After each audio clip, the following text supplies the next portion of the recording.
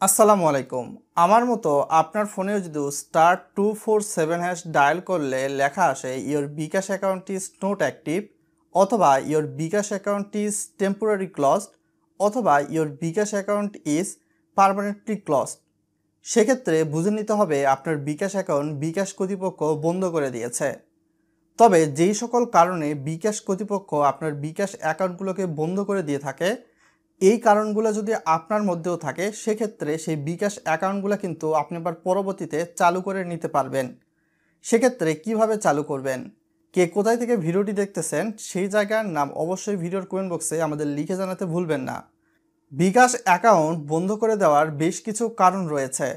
আপনি আপনার ফোনে কোড ব্যবহার করেও বিকাশ অ্যাকাউন্ট ব্যবহার করতে পারেন, অথবা অ্যাপস ব্যবহার করেও কিন্তু বিকাশ অ্যাকাউন্ট ব্যবহার করতে পারেন। আপনি যদিও বিশেষ করে দেখা যায় যে বিকাশ অ্যাকাউন্টে যে কোনো ধরনের লেনদেন করার সময় কিংবা বিকাশ অ্যাকাউন্টের ব্যালেন্স দেখার সময় পরপর 3বার ভুল পিন দিয়ে থাকেন, সেক্ষেত্রে সেই বিকাশ অ্যাকাউন্টটা কিন্তু বিকাশ কর্তৃপক্ষ বন্ধ করে দিয়ে থাকে। একই মোবাইল নাম্বারে কম সময়ের মধ্যে বারবার যদি আপনি মোবাইল রিচার্জ করেন, সেক্ষেত্রে বিকাশ অ্যাকাউন্টটি বন্ধ হয়ে যাওয়ার সম্ভাবনা থাকে। বিকাশ অ্যাকাউন্টে একই নাম্বারে মোবাইল রিচার্জের সময়সীমা সাধারণত 15 মিনিট। এই 15 মিনিটের মধ্যে একই মোবাইল নাম্বারে যদি 2বারের অধিক সময়ে রিচার্জ করেন, সেক্ষেত্রে সেই বিকাশ অ্যাকাউন্টটা কিন্তু বন্ধ হয়ে যাওয়ার সম্ভাবনা থাকে। থার্ডলি, অস্বাভাবিক লেনদেন। অস্বাভাবিক লেনদেনগুলো সাধারণত হুন্ডির মাধ্যমে হয়ে থাকে। বিকাশ অ্যাকাউন্টটা এখন হুন্ডির একটা প্রচলনের পন্থা হয়ে দাঁড়িয়েছে বলতেই পারেন। তো অস্বাভাবিক লেনদেনের বিষয়টা যদি আমি আপনাদেরকে বোঝাতে চাই, তো সেক্ষেত্রে দেখা যেতে পারে যে আপনার নাম্বারে হয়তোবা দেখা যাচ্ছে একই দিনে 50-60টা নাম্বার থেকে, কিংবা হয়তোবা অনেক সময় দেখা যাচ্ছে 5-6টা নাম্বার থেকে 20-25 বারের বেশি লেনদেন হচ্ছে। তো এই 20-25 বারের বেশি যদি হচ্ছে ক্যাশ ইন হয়, কিংবা আপনি যদি কারো নাম্বারে হয়তোবা 20-25 বার সেন্ড মানি করেন একই দিনের মধ্যে, তো সেক্ষেত্রে সেই যে লেনদেনটা হলো, এই লেনদেনটাকে বিকাশ কর্তৃপক্ষ অস্বাভাবিক লেনদেন হিসাবে ধার্য করে দিয়ে থাকে। এই ভিডিওতে লাইক করে ভিডিওটি আপনি আপনার বন্ধুবান্ধবদের সঙ্গে শেয়ার করবেন, যাতে করে তারা এই ধরনের সমস্যায় পড়লে তাদের বিকাশ অ্যাকাউন্টটাকেও তারা রিকভার করে নিতে পারে। ফোর্থলি, একই জাতীয় পরিচয়পত্র দিয়ে যদি একের অধিক আপনি বিকাশ অ্যাকাউন্ট খুলে থাকেন, সেই ক্ষেত্রে সেই বিকাশ অ্যাকাউন্টও কিন্তু বিকাশ কর্তৃপক্ষ বন্ধ করে দেওয়ার অধিকার রেখে থাকে।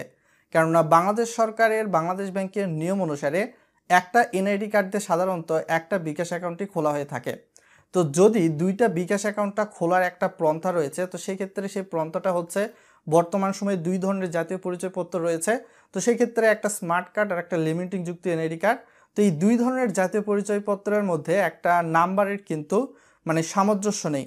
কোনো নাম্বার হয়তো বা 17 ডিজিটের, আবার কোনো নাম্বার 12 বা 16 ডিজিটের হয়ে থাকে। তো এই নাম্বারটার সুযোগ নিয়ে অনেকেই কিন্তু একই ব্যক্তিরই 2টা জাতীয় পরিচয়পত্র দিয়ে 2টা বিকাশ অ্যাকাউন্ট খুলে থাকে।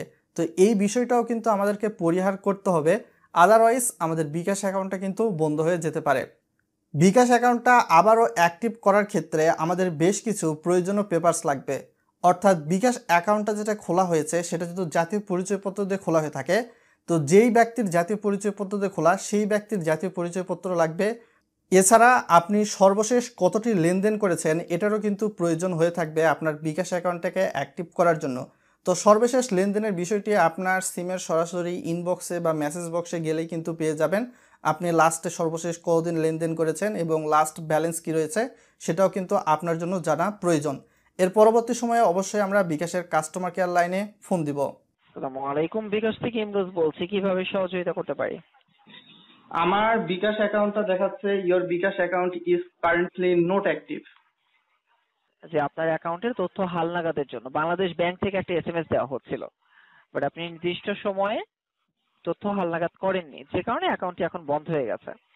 এখন অ্যাকাউন্টটি যদি চালু করতে চান, আপনাকে 1 কপি পাসপোর্ট সাইজের রঙিন ছবি আর জাতীয় পরিচয়পত্রের মূল কপি নিয়ে আমাদের বিকাশ সেবা কেন্দ্রে একটু আসতে হবে। তো সেই প্রয়োজনীয় পেপারস নিয়ে আপনার নিকটবর্তী বিকাশের কেয়ারে কিন্তু চলে যেতে হবে। তো সেক্ষেত্রে ভিডিও ডেসক্রিপশন বক্সে একটা লিঙ্ক দিব, তো সেখানে আপনি দেখতে পাবেন বিকাশের বর্তমান সময়ে কোন কোন জায়গায় অফিস রয়েছে, এবং একটা নির্দিষ্ট সময় পর্যন্ত কিন্তু বিকাশের কাস্টমার কেয়ার খোলা থাকে। আশা করি এইভাবে আপনি আপনার বিকাশ অ্যাকাউন্টটাকে রিকভার করতে পারবেন, কেননা আমি এই প্রসেস ফলো করে আমার বিকাশ অ্যাকাউন্টটাকে রিকভার করে নিয়েছি। আসসালামু আলাইকুম।